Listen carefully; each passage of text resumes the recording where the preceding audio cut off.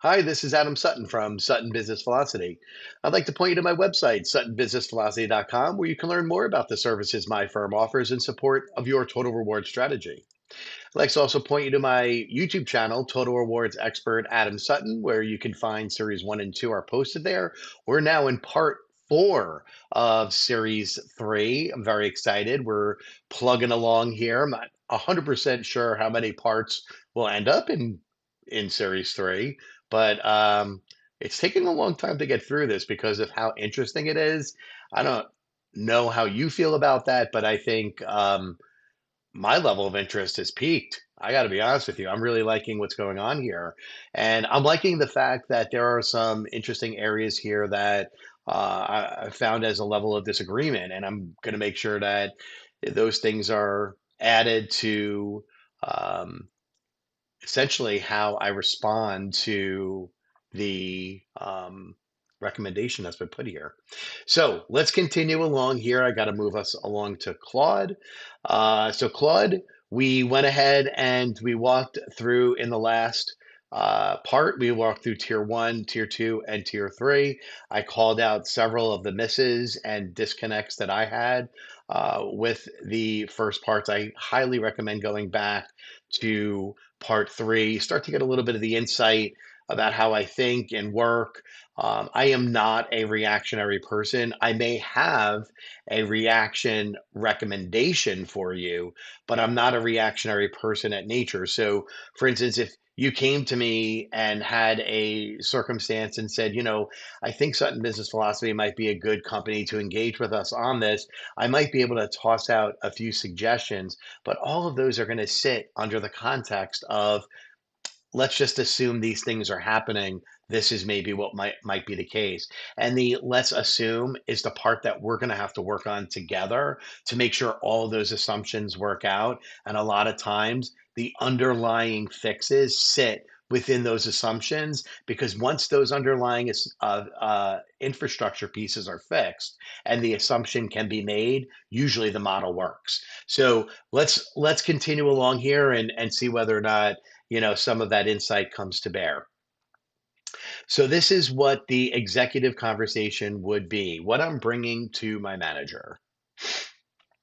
So I'm going to be discussing this with my manager who will then take it along. So there's a third party speak going in here. So you should take note of the fact that probably 80% of what you're going to say is going to be discounted. The 20% of the most important things that you're going to say are going to be recalled by the manager. And then the manager is going to make inferences on their own about the other 80% that, in a sense, that they understand.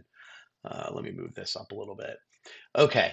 The hard truth. We have a structural problem masquerading as a market adjustment issue. We can fix DevOps today and lose cloud security tomorrow, or we can do this right. Here's the disciplined approach to the CEO.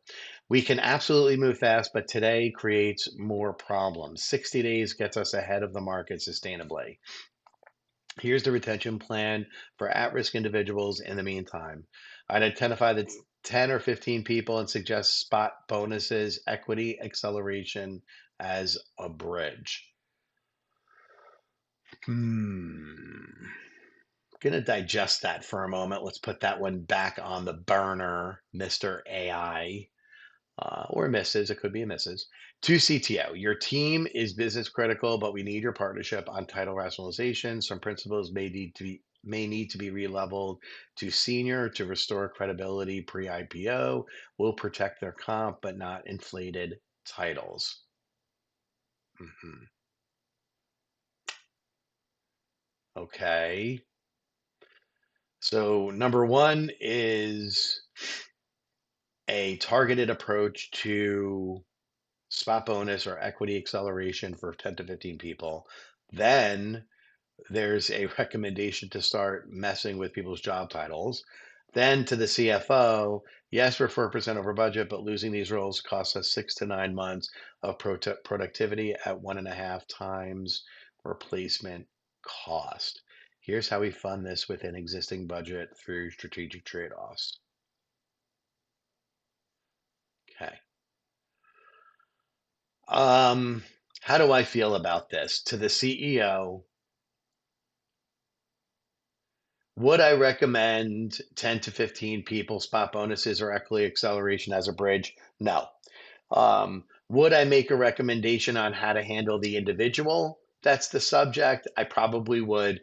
The CEO, personally, uh, wanted something or interrupted here and made their piece. So the CEO is suggesting that we interrupt and we figure this out. So I would have a suggestion on the individual to the CEO. Now, to me, that comes with that assessment we spoke about in part three. So let's assume the assessment did come through with a recommendation. I would say then yes, we follow through on the recommendation, meaning possibly an adjustment to the salary if the competencies don't align to the position and range relative to the reference point. Or if we do an internal equity analysis and realize that on a relative competency basis, it becomes clear and evident to us that this person sits on the other spectrum, the upper end of the bell curve, and therefore should have compensation relative to their internal peers on a plus basis in order to keep the percentiles within what is strategically acceptable for your market reference ranging. So again, this is sticking to the comp philosophy, which is essential in this. You want to make sure that you're applying the comp philosophy. The comp philosophy was not put together in isolation. It was put together because it makes sense to strategically move the corporation forward. So sticking with it and fitting this situation into the structure, in my opinion, is the way to handle it rather than adjusting structure to attend to it. To give 10 to 15 people, I think you've created a broader problem for a problem that might be sitting within isolation. I don't know that I would do that yet. And to the CTO, in terms of title rationalization and so forth, I think that title rationalization is a problem in and of itself. I think you would have better luck getting the CTO to agree that we remap the competencies, which is the job architecture underpinnings, to make sure that the employees that are sitting in positions that have the right competencies assigned can be characterized on the curve within that competency development line. That's the piece. Again, I am a total rewards person. We work as a team with talent development, with learning, with other COEs, and with the HR partners. So everything that I'm talking about there is that organizational development piece that I'd be partnering with the talent development organization on, with the talent acquisition organization on. These are areas where, you want to make sure that if you're going to start doing these things, that you understand the rippled implications of doing it. Are we then going to have an issue with our recruiting process by retitling? Do we have requisitions out there that are proper or improper? This is a wider issue. So I tend to look at this as job titles in and of themselves should be its own project. If you're going to attack this from a job architecture standpoint, which I believe this one you're supposed to, I would attack this from the infrastructure, and I'd be less worrisome about the titles that are currently being used. And I wouldn't bother the CTO with this issue right now. I would say, CTO, we're going to make sure that the job architecture that underpins all of these jobs ensures that our position mapping is correct. If position mapping is correct and employees are sitting within the right position, we should be able to then assess their competencies, fit them along a curve, and be able to figure out if their comp is reference relative. And that's the piece we're really going for. To the CFO, yes, we're 4% over budget, but losing these roles costs us six. I agree with this. I actually really do agree with this component. There is a replacement cost. Is 1.5? I mean, I think maybe they were making an assumption here. Fine. Um, Sometimes that replacement cost is so unbelievably burdensome that yeah, you'll get some leaders, some CEOs, some CFOs to agree to some unbelievable things.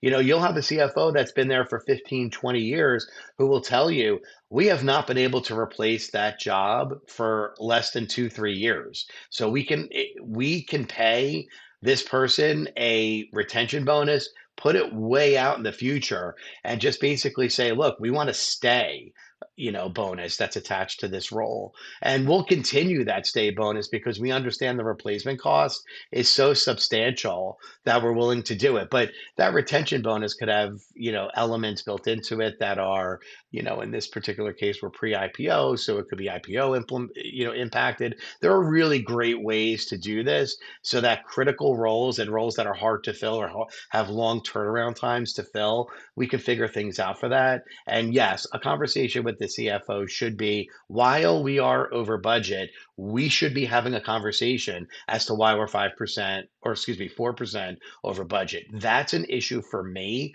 As the rewards leader, I should know that we are not 4% over budget. And when we are 4% over budget, there should have already been a process to work through why and how 4% over budget is no longer a 4% over budget from the perspective of the rewards leader. It's we had our budget adjusted 4% upward. And that is an important distinction because the CFO and the finance team budgeted 4% too little, and the rewards team adjusted upward the budget by 4%. And that budget is likely due to circumstances that should be detailed in the conversations that you either have with the board, with the CEO, with the CHRO, whomever it is, so that they understand the context of that 4% rather than just saying, hey, we just went 4% over budget. So really, really, I think that there's some really substantive stuff in here and the key messages. I'm really liking where this is going. I think that there are going to be some risk mitigation strategies below. I don't want to spoil it by seeing them right now because we're almost at 12 minutes. So there's going to be a part five. We're going to look at some of these risk mitigation strategies and we'll take it from there. Thanks for joining.